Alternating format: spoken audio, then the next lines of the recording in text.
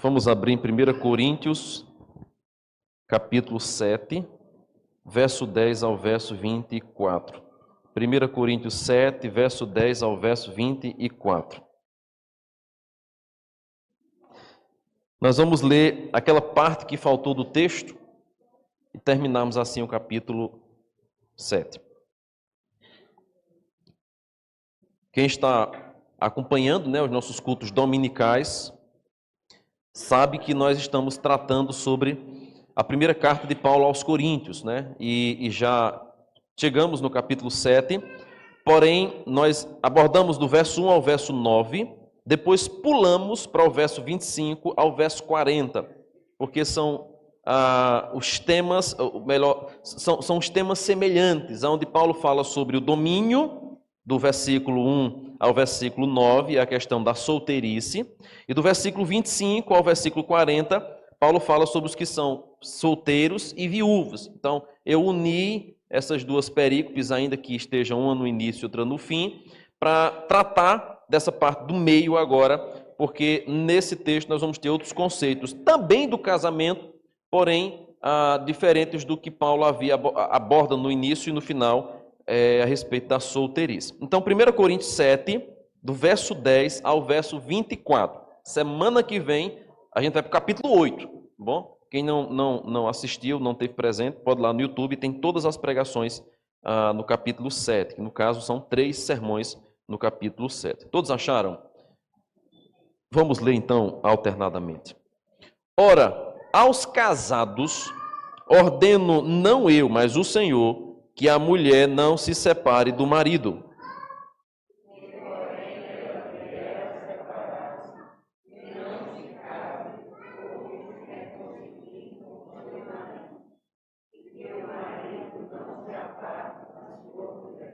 Ao mais, digo eu, não o Senhor, se algum irmão tem mulher incrédula e esta consente em morar com ele, não a abandone.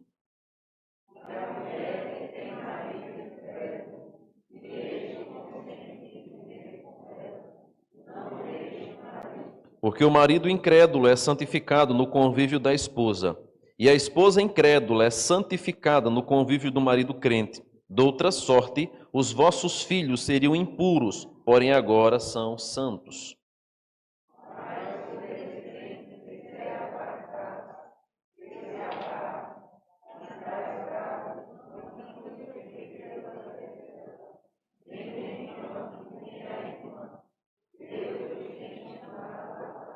Pois como sabes, ó mulher, se salvarás o teu marido, ou como sabes, ó marido, se salvarás tua mulher?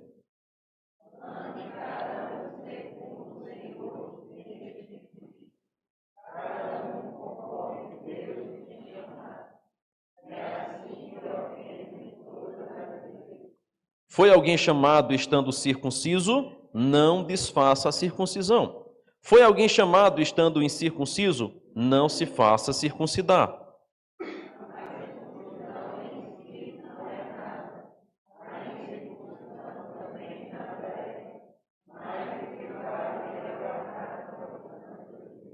Cada um permaneça na vocação em que foi chamado.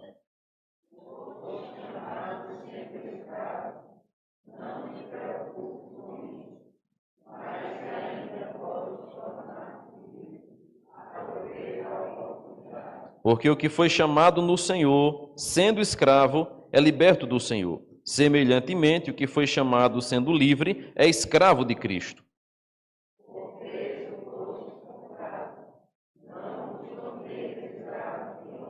Irmãos, cada um permaneça diante de Deus naquilo que foi chamado. Amém. Louvado seja Deus. Vamos orar nesse instante, pedir que Deus fale ao nosso coração pela palavra. Senhor amado, fala conosco, Jesus. Nós queremos ouvir tua voz, queremos aprender a tua lei, queremos andar conforme aquilo que fomos chamados e pedimos que nessa hora, que a tua igreja para ouvir a tua palavra, que o teu Santo Espírito inunde nossa mente, nosso coração e nos faça compreender a tua voz. Fala conosco. Essa é a nossa oração. É em nome de Cristo que nós oramos. Amém e amém. O divórcio é sempre um assunto muito delicado. Por causa disso, é também sempre um assunto muito polêmico. Algumas pessoas se separam porque não houve condições nenhuma de permanecer casadas. Mesmo após muitas tentativas, a única porta de saída realmente foi o divórcio. Outras pessoas se separam porque não havia compatibilidade no casamento, na conduta, na vida. E aqueles que são traídos e abandonados. Ainda que cada caso seja um caso, cada situação tenha um contexto diferente do outro, mas o maior fator para o divórcio continua sendo aquele que Cristo apontou, a dureza do coração do homem. Essa sempre foi e sempre será a maior razão pela qual ainda existem tantos divórcios e por que, inclusive, hoje o divórcio cresce de maneira tão assustadora e o número de divorciados supera a todos os números que já foram registrados ao longo da história da humanidade, sem contar com o decréscimo de números de novos casamentos. Por causa disso, então, Paulo, ao tratar sobre essa temática que vem abordando desde o capítulo 6 e agora passa do capítulo 7 falando sobre isso, ele vai observar o casamento e o divórcio e ele vai tratar de outros dois temas. Por isso que essa perícope que vai do verso 10 até o verso número 24 trata de três assuntos diferentes, porém unidos a um tema só. Se os irmãos observarem, do verso 18 ao verso 20, Paulo fala sobre a circuncisão ou a incircuncisão. E o versículo de número 20 termina dizendo, ou melhor dizendo, o versículo de número 17 termina dizendo: ande cada um segundo o Senhor lhe tem distribuído, cada um conforme Deus o tem chamado. Do verso 18 ao verso 20, Paulo fala sobre aquele que foi circunciso e aquele que não foi circuncidado. Quando chega no verso 20, então, Paulo diz assim: cada um permaneça na vocação em que foi chamado. Eu troquei aqui. Do verso 10 ao 17, ele fala sobre casamento e divórcio. Do 18 ao 20, sobre a circuncisão e a incircuncisão. E ele termina dizendo: permaneça na vocação em que foi chamado. Do 21 ao 24, ele fala sobre o escravo e o liberto. E ele termina no verso 24 dizendo: cada um permaneça diante de Deus naquilo em que foi chamado. Três temas: casamento, circuncisão e escravidão, mas que são unidas por uma frase: ande conforme a sua vocação. Veja, por que Paulo aborda três temas tão diferentes? O que é que tem a ver o casamento com o escravo, com o incircunciso? Aparentemente são temas desconexos. Porém, Paulo une todos esses temas com a mesma expressão: ande conforme a sua vocação. E é sobre esse tema que eu quero meditar nessa noite. Ande conforme a sua vocação. Sobre isso, então, nós vamos perceber que, em primeiro lugar, Paulo trata sobre andar na vocação, o conforme a sua vocação, no casamento e também no divórcio. Do verso 10 ao verso 17, ele estabelece para nós aqui alguns preceitos que eu queria observar nessa noite com os irmãos. O primeiro preceito que ele estabelece no verso 10 é que nós precisamos lutar pelo casamento. Diz o texto aí: ora, aos casados ordeno, não eu, mas o Senhor, que a mulher não se separe do marido.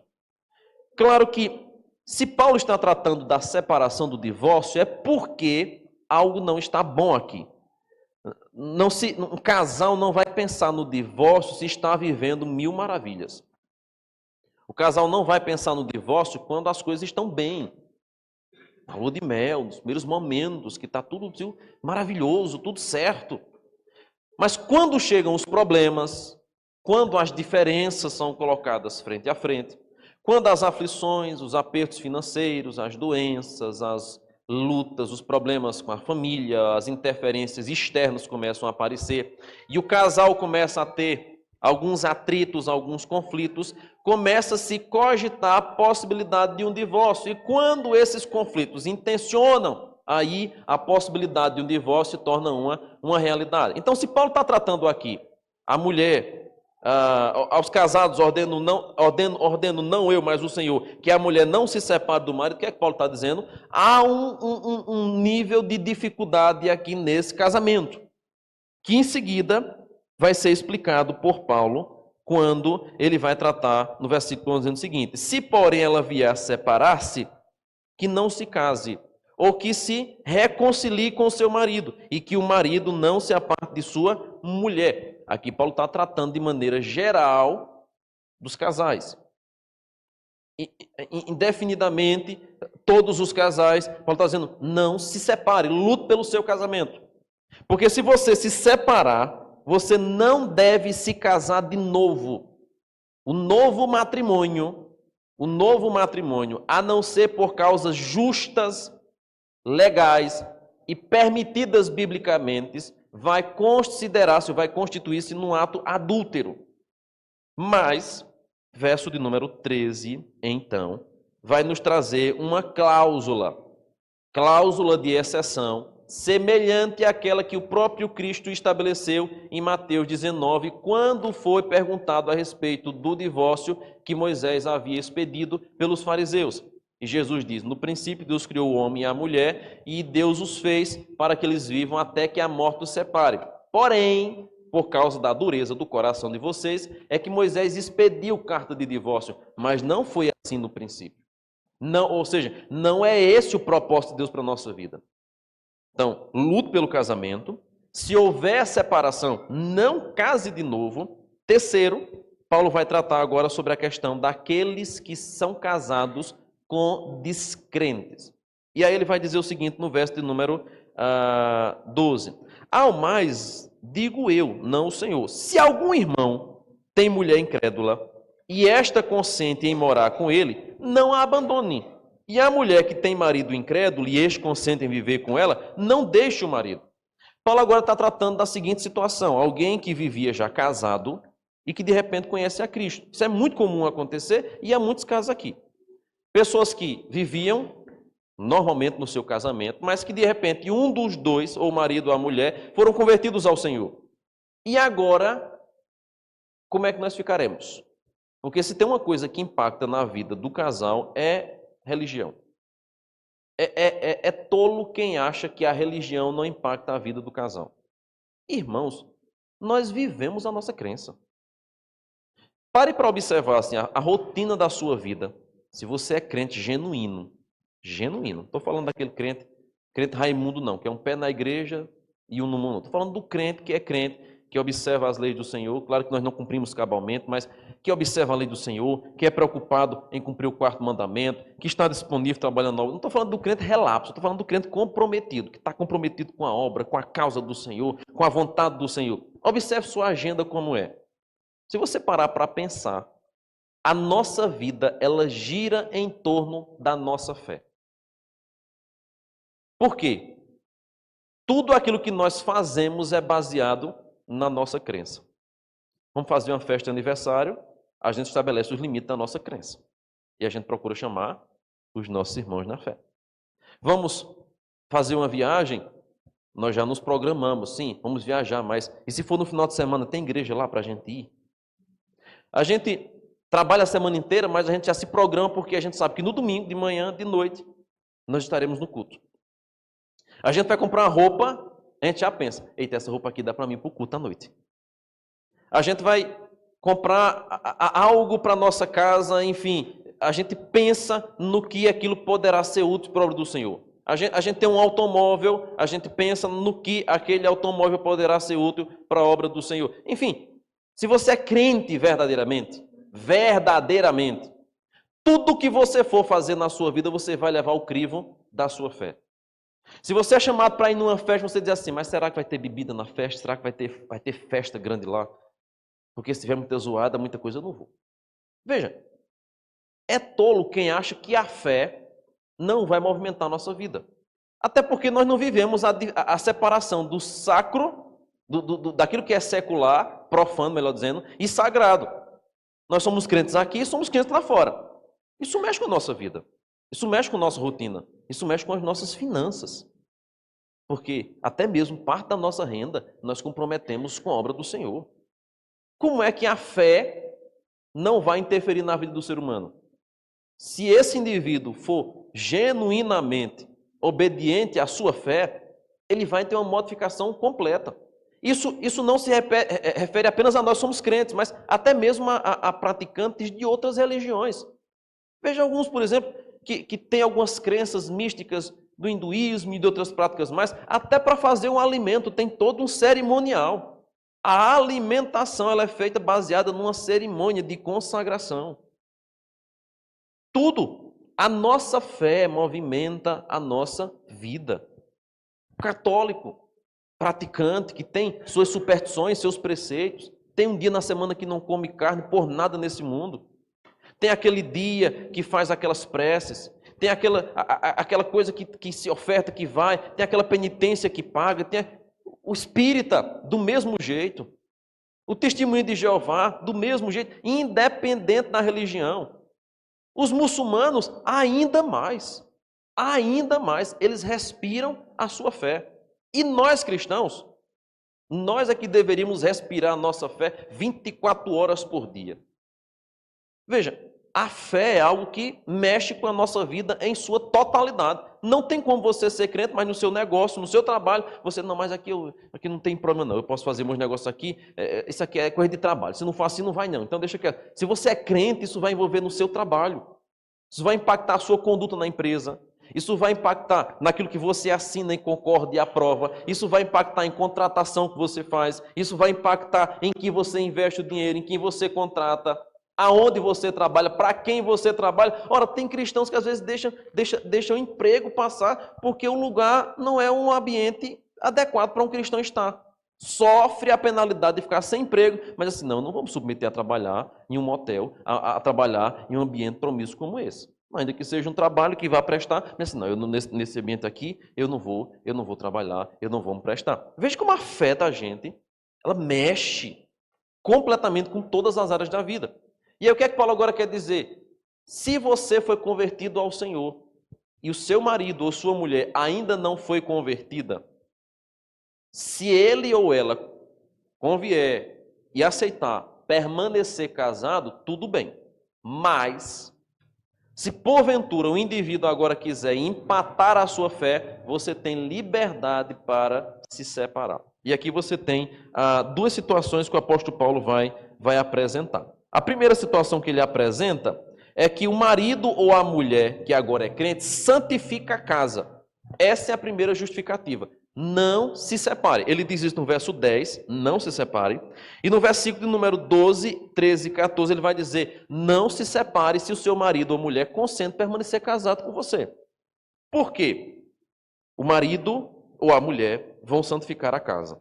Alguns exemplos na Bíblia Sagrada ilustram isso. Por exemplo, Deus abençoou a casa de Potifar por conta de José. Potifar não era crente, a mulher não era crente, o povo da casa não era crente, mas por causa de José, a casa de Potifar foi abençoada e as coisas de Potifar começaram a dar certo. Você tem ainda aquele livramento que Deus ia operar em Sodoma se tivesse lá 10 justos. Aí Abraão sabe da informação, Deus manda os anjos para livrar Ló e a sua família. Porém, Abraão agora começa a perguntar, ó Deus, ao anjo do Senhor, que eu já preguei sobre esse texto na escola dominical, ó Deus, e se tiver ali 50 justos? Deus diz assim, eu não vou destruir a cidade. Se tiver 40, não destruo. 30, não destruo. 20, não destruo. Deus, me permita perguntar mais uma vez, e se tiver em Sodoma 10 justos? Deus diz, eu não destruirei por amor aos justos.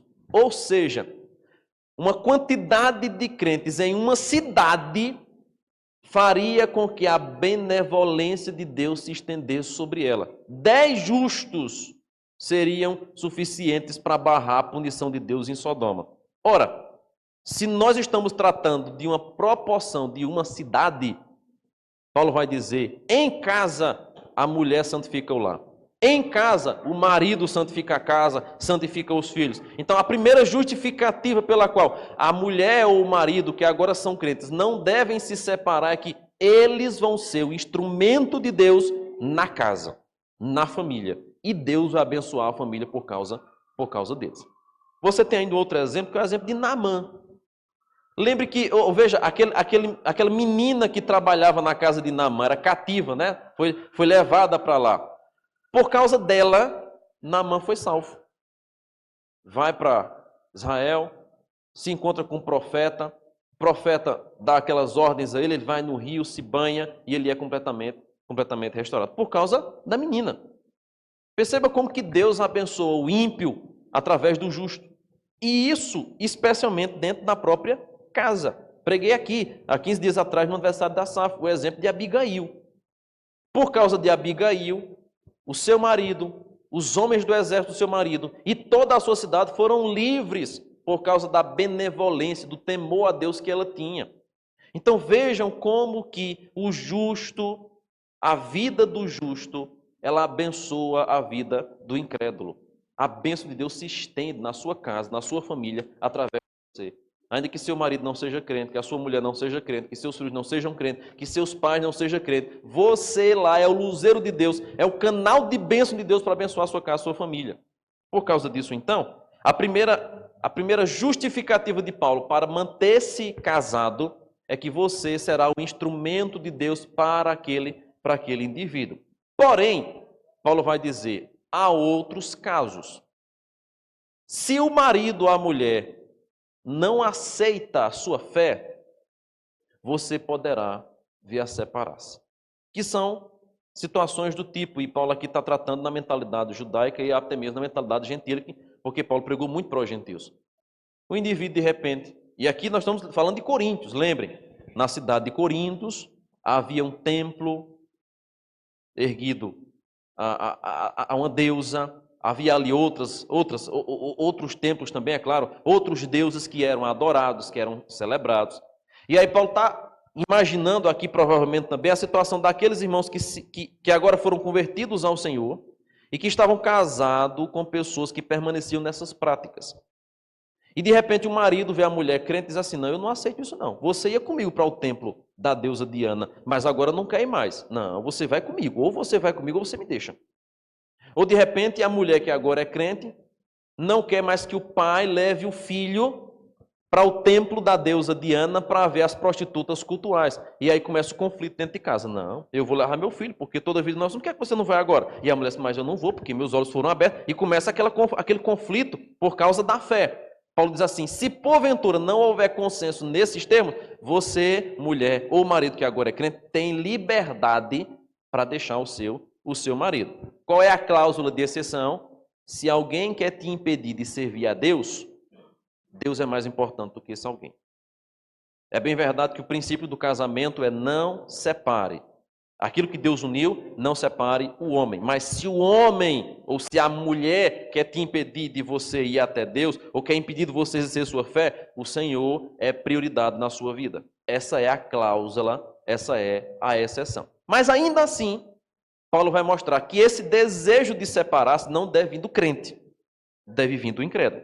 Veja, versículo número 15. Mas se o descrente, não fala que o crente quer deixar, mas se o descrente quiser apartar-se, que se aparte em tais casos, não fica sujeito à servidão, nem o irmão, nem a irmã, Deus os tem chamado à paz. Nesse caso, Paulo vai dizer, se o marido ou a mulher incrédulo quer dispensá-lo porque você não teme ao Senhor, você tem direito. Ou seja, mesmo vivendo agora em conflitos relacionados à fé com o seu marido, você deve esforçar-se para permanecer no casamento. Eu vou ilustrar para vocês a história de uma irmã lá em Monteiro. Ela não é da presbiteriana, ela é da Assembleia de Deus. E ela, casada com seu marido há muito tempo, é convertida ao Evangelho. No momento que ela é convertida ao Evangelho e começa para a igreja, o casamento dela azeda. Azeda mesmo. O marido diz, você não vai para a igreja não. Não vai para a igreja não. Vai para a igreja? Dar dinheiro a pastor? Ser besta? Receber lavagem cerebral? Aqui? Não vai para a igreja não. E começa aquele conflito. Nós sabemos muito bem que em muitos lares há esse contexto de maridos autoritários mesmo, que não são cabeça da casa, eles são o chefe, o dono, que manda e desmanda, e a mulher é a serva, é a empregada, aquela que vai baixar a cabeça para ele, enfim. Nós sabemos que há uma perversão do mandato de Efésios capítulo 5 em muitos lares, isso é um fato. E aí o marido, você não vai não, não vai não. E a mulher é crente, piedosa, temente ao Senhor, né? Foi instruída. pelos irmãos da igreja, não separe agora não, tenha paciência, ore pelo seu marido, interceda por ele, lute pelo seu casamento. Mas ele não quer deixar nem eu vir para a igreja. E agora? Como é que fica?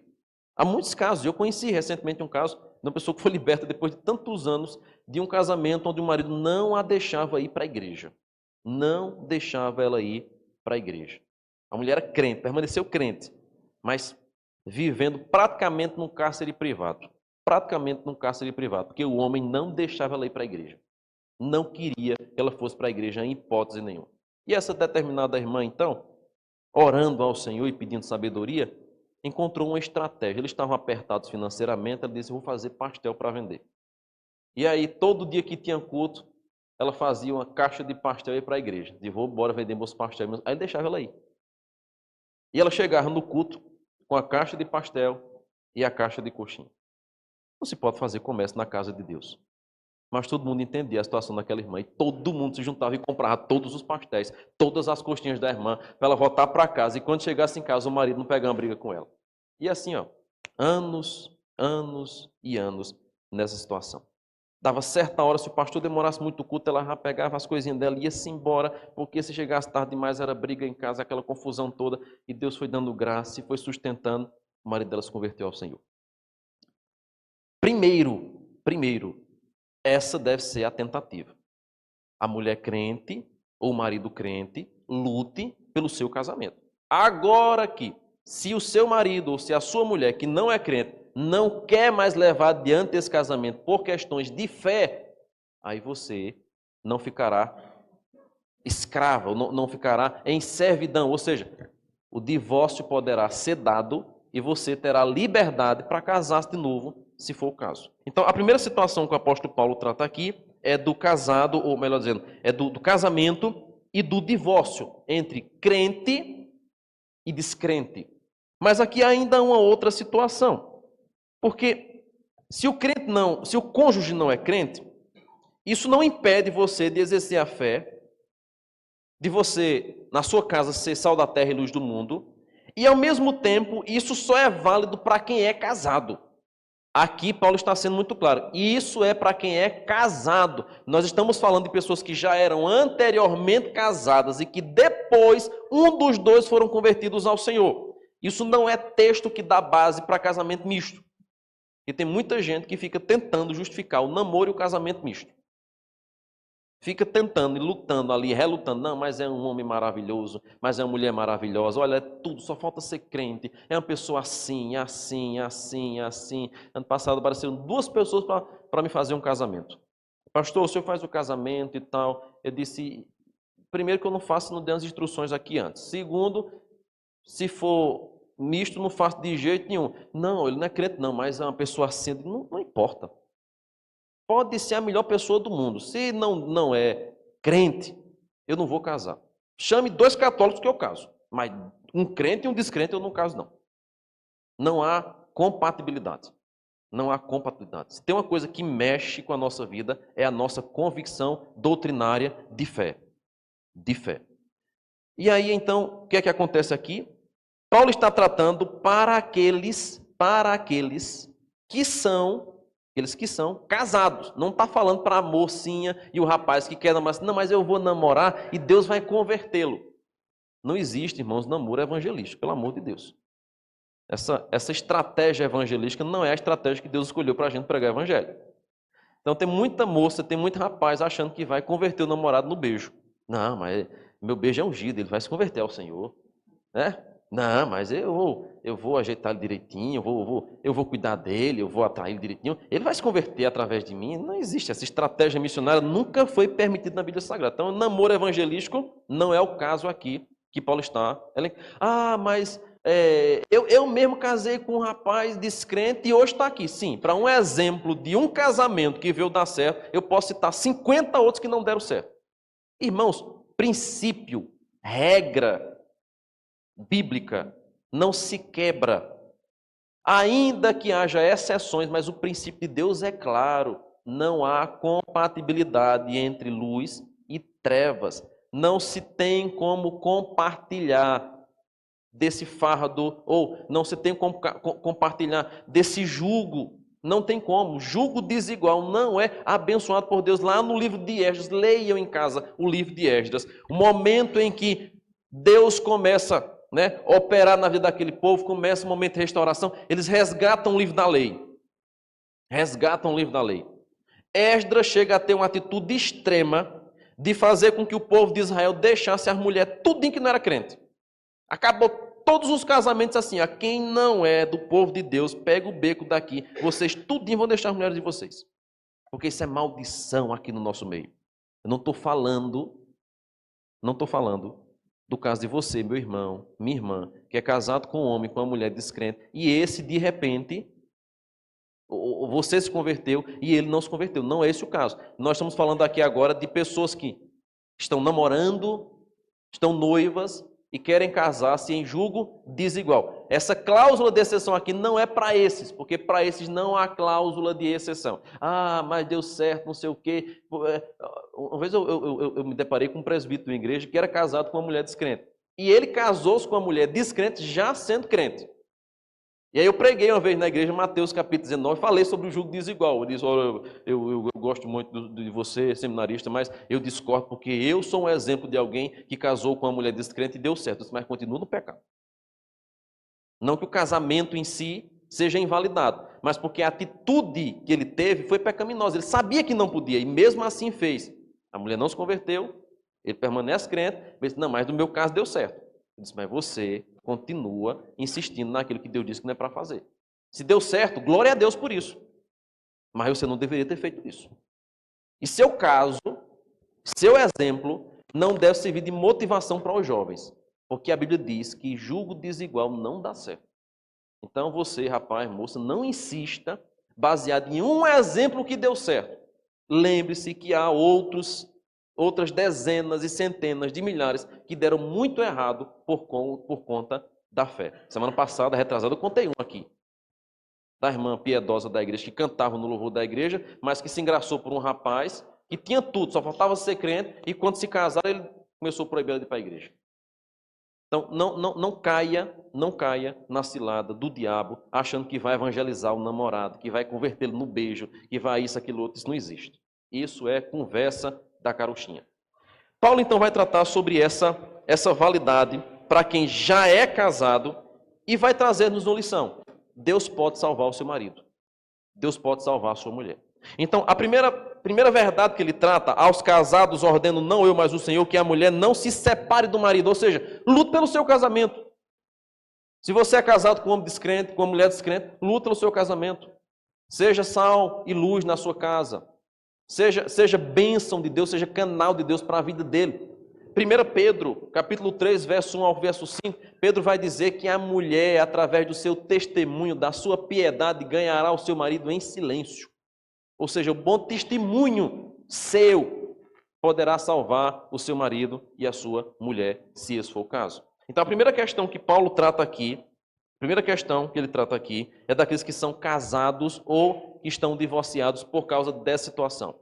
Há uma possibilidade de divórcio para esses termos aqui. E o verso 17, então, Paulo vai dizer assim: ande cada um segundo o Senhor lhe tem distribuído, cada um conforme Deus o tem chamado. É curioso porque Paulo trata assim, conforme Deus tem chamado.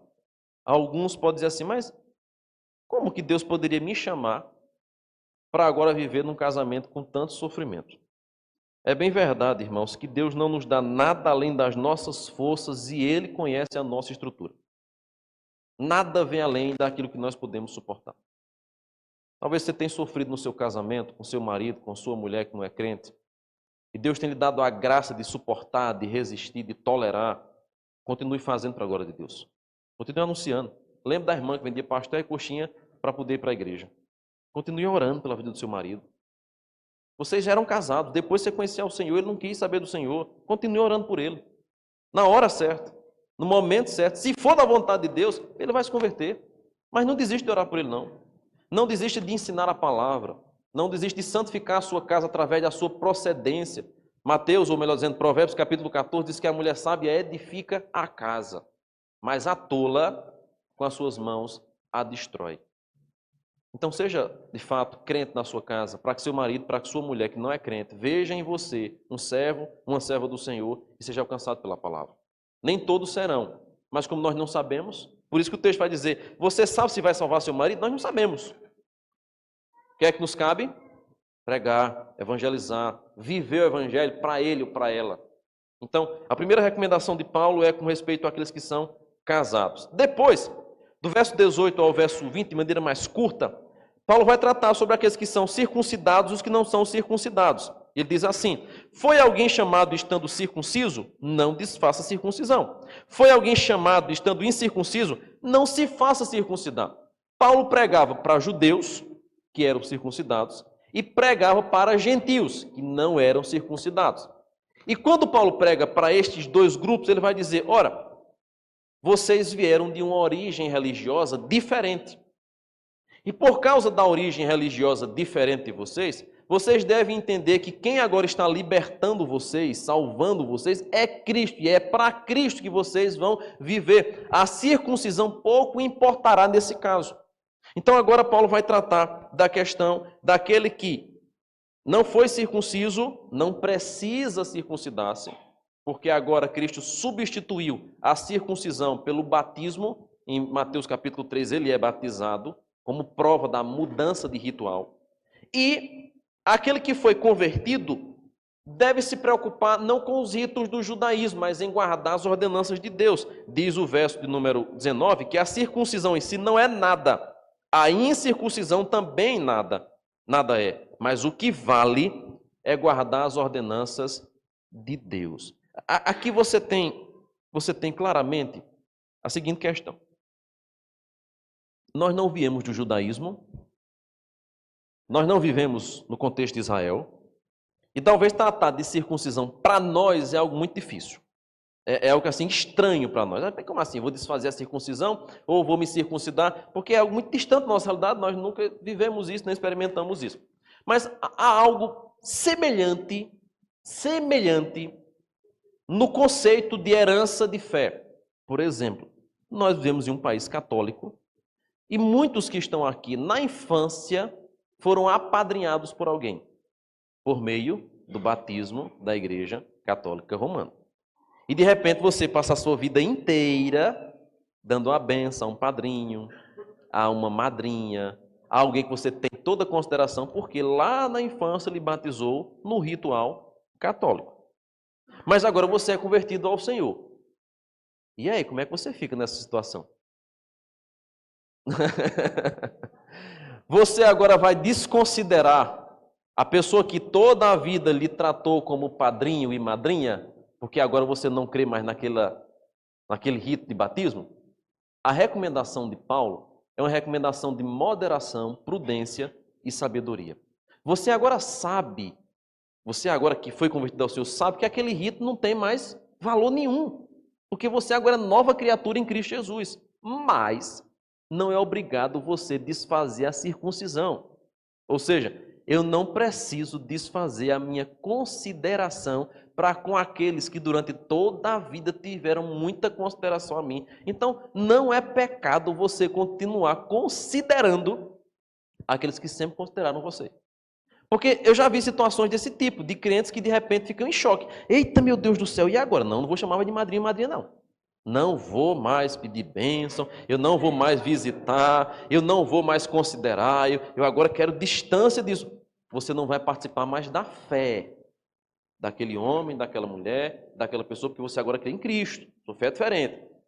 Mas Paulo diz, não precisa desfazer a circuncisão. O que é que significa para nós brasileiros em um contexto de romanismo? Você não precisa perder o carinho, o afeto, a proximidade, o respeito por aqueles que um dia escolheram apadrinhar você, mesmo que numa fé diferente. Então, se o fato de alguém considerar você, né, um afilhado, o fato de alguém considerar você como alguém querido, assim, que cuidou desde a infância, não deve ser levado para o seu coração como algo pecaminoso. Veja, sua mente já foi transformada. Então tenha prudência. O que Paulo nos ensina é termos prudência, moderação no casamento e em ritos religiosos. Primeiro ele fala do casamento. depois ele fala de uma herança religiosa, no caso, o judaísmo. Mas não é o nosso caso aqui. Então nós podemos claramente perceber como isso pode ser aplicado na nossa vida aqui, através do apadrinhamento. Então, considere, não há pecado você considerar, não há pecado você reconhecer aquela pessoa, até porque é mais velho do que você, é superior a você, já expressou carinho a você. Isso pode ser feito naturalmente. Olha, isso acontece aqui dentro da igreja, por exemplo. A gente não tem padrinhos, nós não temos padrinhos na igreja. Mas nós temos aquelas pessoas que nós consideramos nosso pai na fé, carinhosamente. Rapaz, esse irmão aqui, quando eu me converti ao Senhor, me acompanhou, me ajudou. E você tem aquele carinho especial para aquela pessoa. Não há pecado nisso. Não há pecado nisso. Então, Paulo está dizendo, sejam moderados, sejam prudentes. E ele conclui no verso 20 dizendo, cada um permaneça na vocação em que foi chamado. Você não tem como mudar o seu passado. Você não tem como mudar a sua situação. Você mudou a sua fé. Você mudou a sua vida. Permaneça naquilo que foi chamado. Terceiro e último lugar, Paulo agora vai tratar de algo totalmente diferente de casamento e de circuncisão. Verso de número 21. Foste chamado sendo escravo,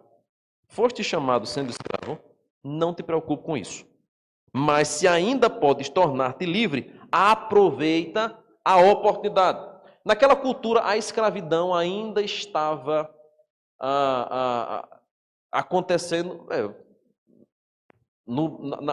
na origem do Brasil, né? Até certo tempo atrás aqui no Brasil, a escravatura era uma realidade. Imagina o tempo do apóstolo Paulo, 2000 anos atrás. Então a escravidão era algo comum, era um tema comum daquela época. Paulo não apoia a escravidão como se fosse algo legal, justo. Ele diz assim, se você tem condição de ser livre, seja livre. Mas, se você é escravo e foi convertido ao Senhor, não se preocupe com isso também. O que é que Paulo agora quer nos ensinar? Se você tem como sair dessa situação, saia. Não fique escravizado a homens. Mas, lembre-se, verso 22, em Cristo nós já fomos libertos. A nossa liberdade espiritual, ela é maior do que a liberdade carnal. Porque a liberdade espiritual é para a eternidade. E a liberdade carnal é só essa vida mesmo. Então, em Cristo você já foi liberto. Se você é escravo e agora é crente e não consegue se libertar, ainda não tem a lei áurea, você vai continuar sendo escravo, porque não vai conseguir sair da escravidão. Porém, um escravo crente, temente ao Senhor. A concordância disso vai ser vista em Efésios capítulo 6. Paulo vai tratar sobre os senhores e os servos. Que os senhores devem tratar bem os servos e os servos devem trabalhar como verdadeiros crentes no Senhor. O que é que Paulo está nos mostrando? Permaneça na vocação em que você foi chamado. Nós não vivemos mais, graças a Deus, na situação de escravidão. Porém, naturalmente você pode trabalhar ou exercer alguma função para alguém. E você, após ser convertido ao Senhor, não precisa angustiar-se. Eu estou trabalhando para outra pessoa.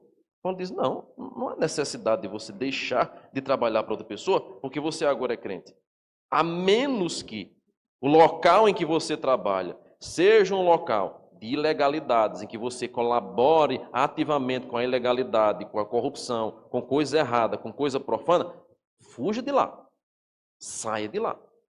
Mas se você está em meio a isso, haja com sabedoria, com prudência. E aqui nós temos um ponto interessante. Às vezes nós esperamos que o novo convertido mude de vida assim, num estalar de dedo. E nós sabemos que não é assim que funciona. A conversão ou a regeneração é um ato único que acontece instantaneamente quando o Espírito Santo vem e entra no indivíduo. Mas a santificação é um processo. É um processo.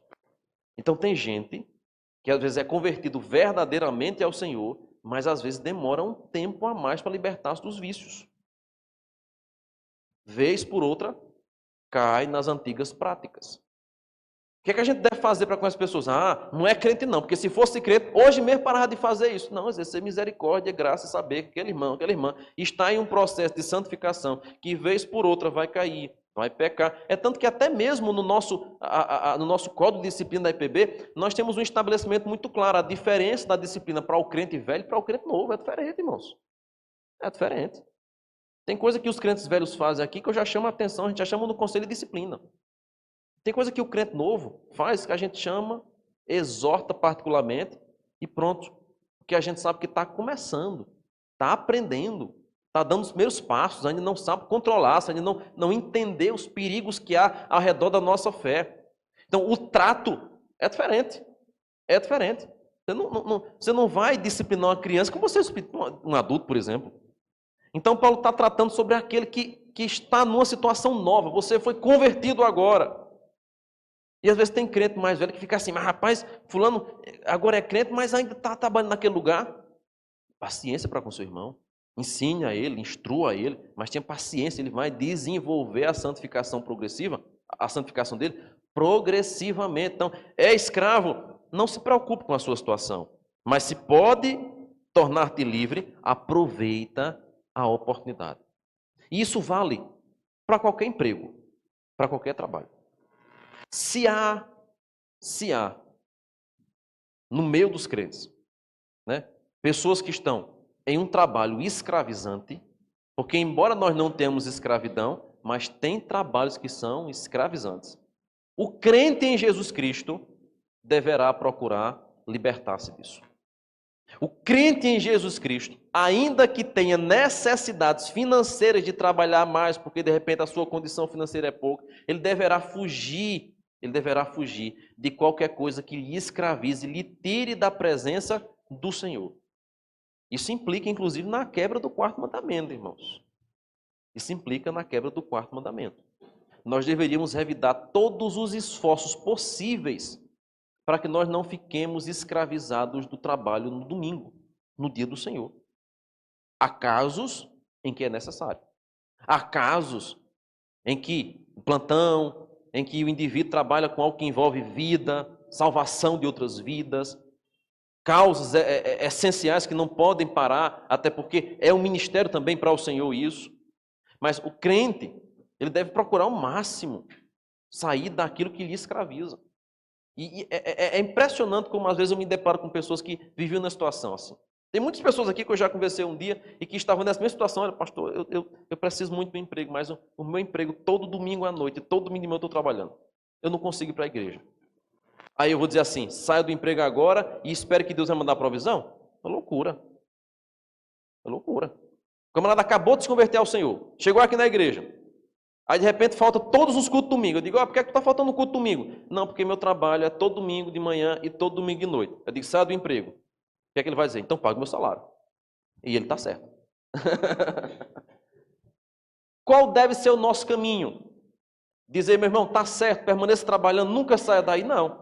Continue no seu trabalho, não se preocupe com isso, mas faça de tudo para você ser livre dessa situação. Se você pode se libertar, o que é que diz o texto? Se liberte. Se algo está impedindo você de buscar ao Senhor, se livre disso. É aqui que nós começamos a perceber por que é que o casamento, a circuncisão e a escravatura, ou a escravidão, são unidas por Paulo. Não importa se é no casamento, se é na área religiosa ou se é no nosso trabalho. Nós fomos chamados para fazer a vontade de Deus. Deus nos vocacionou para fazer a vontade dele. E onde nós estivermos, nós precisamos cumprir o chamado e a vontade dele para a nossa vida. Por isso que Paulo une 3 áreas totalmente diferentes: casamento, serviço e religião. Para dizer, aonde você estiver, permaneça na vocação pela qual você foi chamado, mas sempre buscando agradar ao Senhor. Então, no seu casamento, você vai procurar agradar a Deus. No seu trabalho, você vai procurar a Deus. Na sua fé, você vai buscar ser fiel ao Senhor. Por quê? A argumentação final de Paulo, versículo 23, é a seguinte: porque por preço foste comprado, não vos torneis escravos de homens. Cristo pagou um alto preço para você ficar escravizado a alguém. Então, se o seu trabalho é escravizante, se o seu trabalho tem lhe forçado a quebrar os mandamentos de Deus, não é obrigado você sair desesperadamente e agora ficar sem comer, sem vestir sua família, sem ter como pagar o aluguel de sua casa e sua energia. Mas é obrigado que você, crente, ore, estude mais, trabalhe um pouco mais, outras habilidades, para que você seja liberto dessa escravidão. Nós deveríamos buscar, no nosso trabalho, sermos mais fiéis ao Senhor também. Às vezes acontece que nós nos acomodamos. Nós nos acomodamos. Não, a vida inteira foi assim e vai ficar assim mesmo o resto da vida. E a gente não faz nada para mudar a situação. Não se torne escravos de homens, porque Cristo pagou um alto preço por você. Isso envolve o casamento, isso envolve a religião, isso envolve o nosso trabalho. Permaneça naquilo em que foi chamado, ou seja, cumpra a vocação pela qual foi chamado. Paulo fala de um chamado que é uma visão radical e diferente daquela que nós estamos acostumados. A gente muitas vezes acha que a vocação ela sempre é espiritual e no âmbito religioso, né? Ah, aquele dali é um vocacionado por Deus, é um pastor, é um presbítero, é um missionário.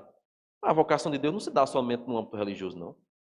O que Paulo quer mostrar é que a vocação de Deus ela se dá em todas as áreas de nossa vida. Aonde você estiver, você deve cumprir a vocação pela qual Deus lhe chamou. E para que Deus lhe chamou? Para fazer a vontade dele. No trabalho, no casamento, na sua fé, nós somos chamados a exercer a vocação pela qual Deus nos chamou. Então que Deus nos ajude para que nós possamos, de fato, verdadeiramente, andar conforme a nossa vocação. E a nossa vocação é fazermos a vontade do Senhor até que Ele venha. Vamos ficar em pé nesse instante? Vamos então orar.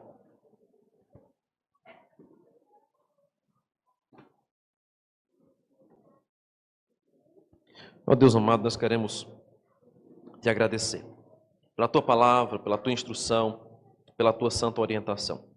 Aplica em nosso coração, nas nossas vidas, consoante a necessidade de cada um aqui, que o Senhor sabe, o teu Santo Espírito conhece e discerne perfeitamente.